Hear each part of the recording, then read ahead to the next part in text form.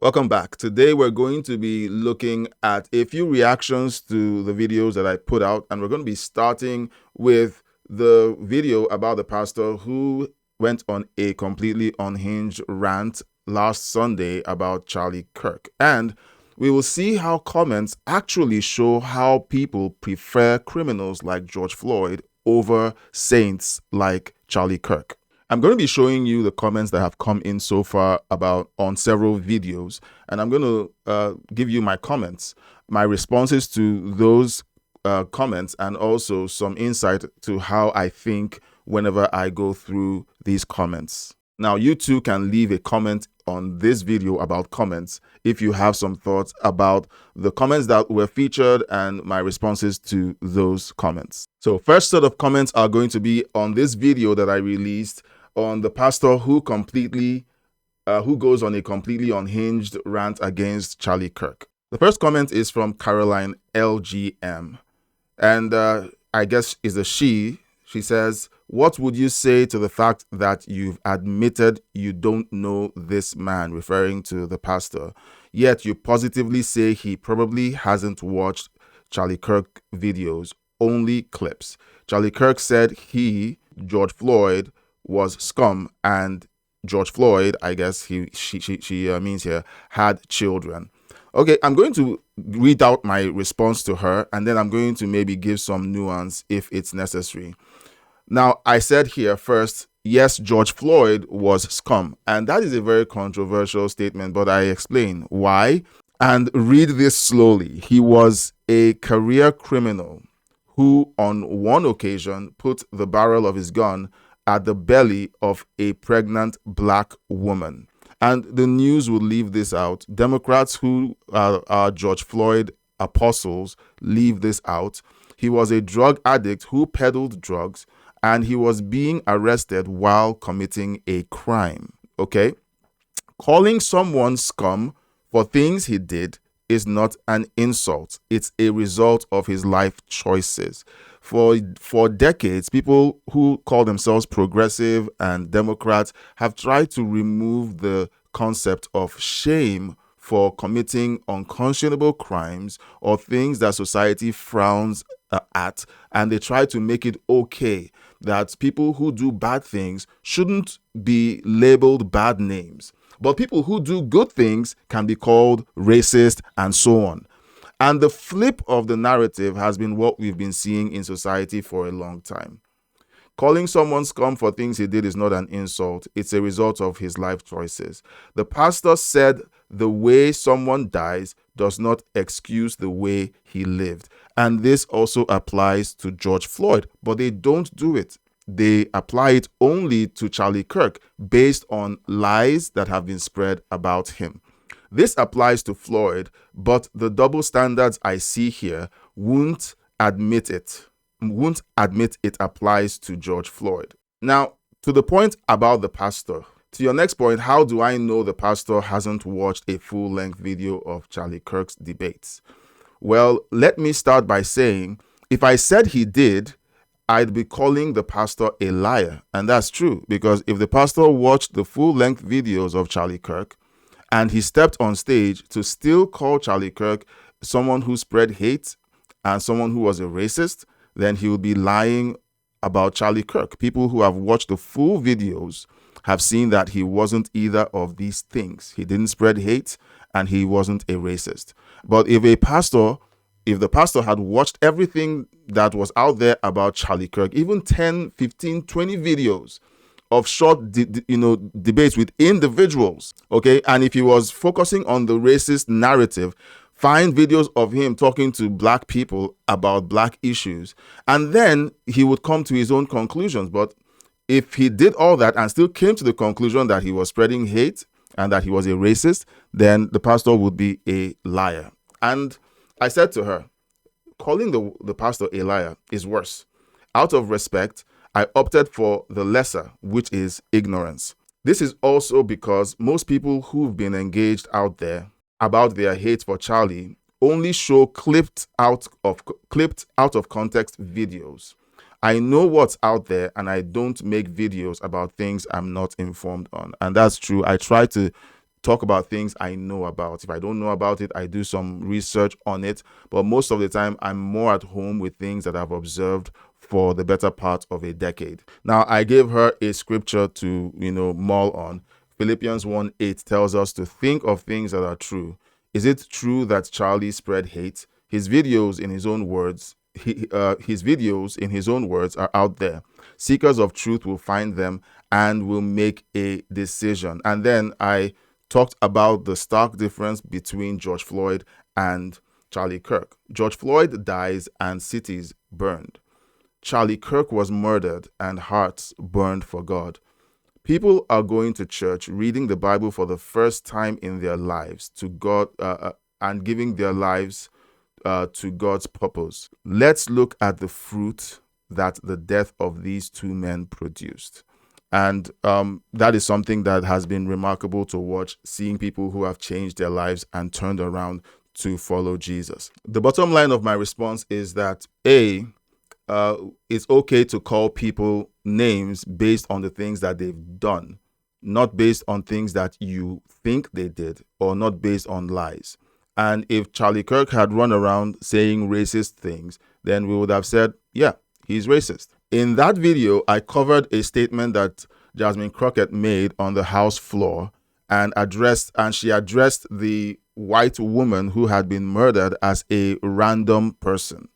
Now, it is amazing to watch how people like Jasmine Crockett on the Democrat side respond when a black person is killed. And if you're watching, you'll notice that I am black. This is not about race. And conversations on the House floor and in politics and even in media should have long evolved past references to race. But a certain group of people continue to refer to race, and that's why we find ourselves in the divisive environment that we have found ourselves in. People on the left will always claim that it is the conservatives who are the racists and who are the ones pushing race. We don't talk about race. They do. We don't emphasize race. They do. And so I would say that the people who focus so much on race are the racists. And that's what I said in the video, that if Jasmine Crockett said this about someone who was white, and there was a trend in culture that shows that black people tend to have this dismissive approach to death, even within their own communities, and then have a very bad approach for death in the white communities, there's something wrong with that. And then I got some heat online for saying that. Benny Stocky 7863 jumped into my comment section, and in my video, if he had watched the entire thing, he maybe would have abstained from commenting, because I called out people like him who jump on everything that is race related and try to make it look like black people are victims, and anyone siding with the white people or calling out the black people is a sellout. And he just took the bait. He says, how much are you getting paid? You are lying. Do you think that they care anything about you? It's called free speech. Now, when people post comments like this, it's either they are bots, and I don't think this is a bot, or they can't string together a coherent argument without it sounding inflammatory. And here's how he starts. He starts by trying to call me a sellout, like I'm being paid to tell the truth about what I see. I referenced my history in Nigeria and things I've seen by living in a predominantly black country for over 40 years. And I saw this as a culture. And then watching the black community in the United States, there are similarities. I pointed that out, but he opens up by calling me a sellout. And here's my response to him. So I responded, yep, the classic go-to for people who don't want to hear the truth. Accuse me of being a sellout. Not new. Yes, she has free speech. I didn't say she doesn't. I'm pointing out her words reveal something very dark. Look, everyone has free speech. But when you use your free speech as a cudgel against a certain group of people, against a nation, against people who don't think the same as you, then we have a problem. And then if everyone used their free speech that way, what would the world look like? So you notice that I didn't get defensive, and I didn't start acting like a victim, like, oh, you're attacking me. How dare you? I'm an immigrant. I didn't go there. But what I did say was, look, um, first of all, if you call everyone who tells you the truth a sellout, it gets old. Second, I agreed she does have free speech. But third, her speech reveals something very dark, which I expressed in the video as her being racist. The next comment on this same story on Jasmine Crockett's statement looks to me like a random a random account or a bot account, but I'm going to treat it like it's an actual human account. And the comment says, Fox News is BS. Crockett did not mean anything towards the girl or what happened to her. It was the fact that they used it for political reasons. She meant no disrespect. You, sir, seen your your own Fox. I don't know what they're trying to say. How much are you getting paid for your BS speech? Fox, you are horrible.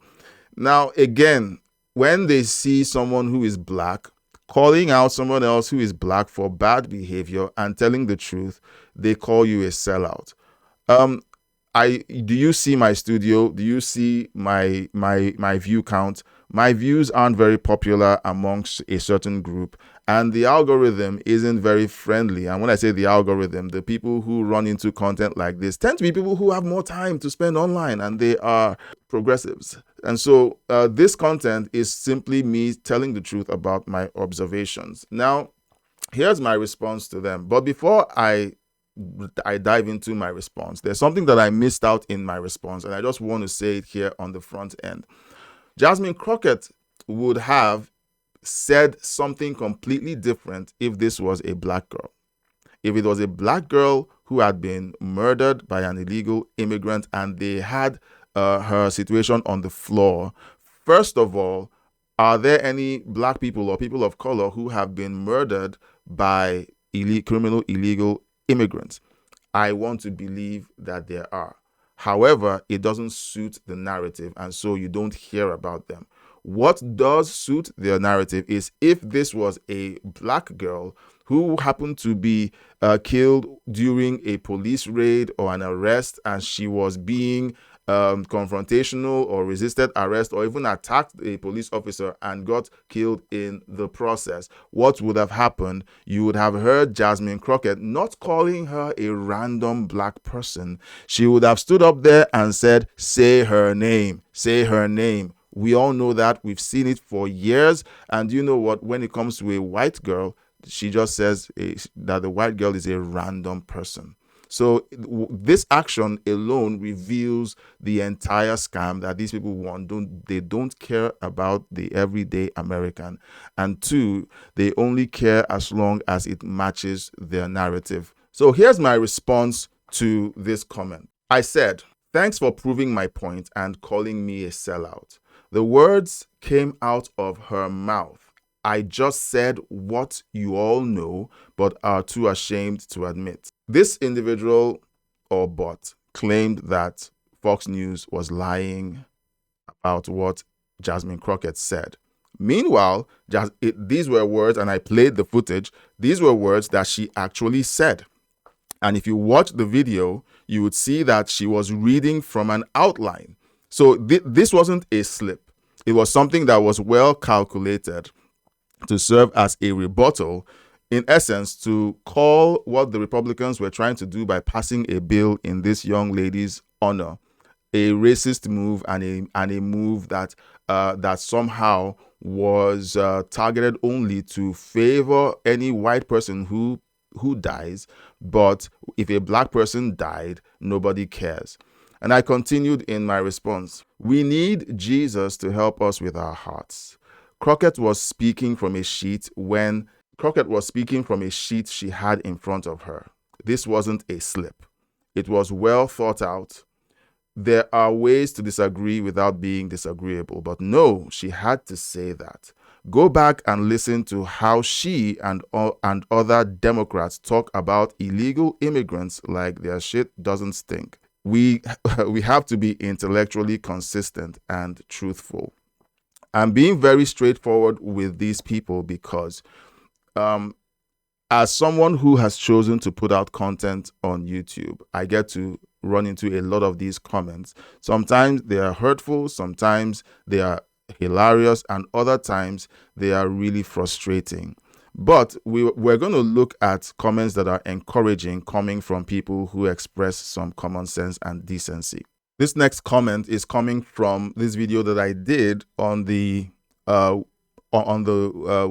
week mark after Charlie's murder. How to properly mourn Charlie Kirk and move on. Look for this thumbnail in my video collection, and you will find out what I said in that video, advising people on what to do next after 1 week, because mourning longer than 1 week is harmful to your soul, and 7 days is just right. But what do we do next? Stopping our mourning isn't forgetting Charlie or not honoring him. So I gave some advice on what to do next. And here's a comment that came in that was really warm and encouraging. So Candle Glass 77 said, "Thank you, brother, for what you do. As a black man, I supported Charlie. He was a good man. I wish the people who had an issue with him would look at a full video clip instead of all these shorts that they put out to smear his name. As a Christian man, he had love for everyone." And I'm glad that this came from a person of color just like me. We have people out there who are in an echo chamber, and when you tell them they're in an echo chamber, they get offended. And then they try to turn it around to say, no, you are in an echo chamber. One commenter said, "You believe the Bible, pot, meet kettle." And I looked at that and I felt really sorry for him, because those of us who believe the Bible have spent most of our lives defending why we believe the Bible. We've had evolutionists attack the Bible. We've had people who don't believe that the Bible is true. Historians try to attack the Bible. We have scientists trying to attack the Bible. We've always been in a position of defense when it comes to defending our faith. And we have figured out all of the arguments out there, and we've been able to confirm internally, and for those who will listen, how true the Bible is. It's hard to say that you believe the Bible and you study the Bible and you try to prove to yourself why you believe the Bible and say that you're in an echo chamber. You are not in an echo chamber. The fight comes to you. The narratives come to you, trying to disprove to you that what you believe is untrue or is a fairy tale. And you literally have to fight for your faith every single day. So I just wanted to throw that in, because the whole thing about Christians and being in echo chambers is something that is old and is tired, and I just had to say it. He continues, "Remember that Charlie's best friend is a black man. I did not know that. He was not what these people are claiming. Charlie just wanted the best people to represent us. Us being blacks, white, Asians, Latinos, Indians, and others. Whether it be a government official or a pilot, it was not black against white. He was trying to get us to understand that we as blacks and others are smart enough to be pilots, doctors, lawyers, or whatever we set our minds to be without DEI. Rest in peace, Charlie." An amazing take, and I could not have said it better. I simply gave him a response because I've been reading the responses to people. So I said, thank you so much for that. It's refreshing to find people who actually understand what's going on. I appreciate the comments. I hope you stick around by subscribing to the channel and watching more videos. I'd love to hear your feedback on my other content. Thanks. Rest in peace, Charlie.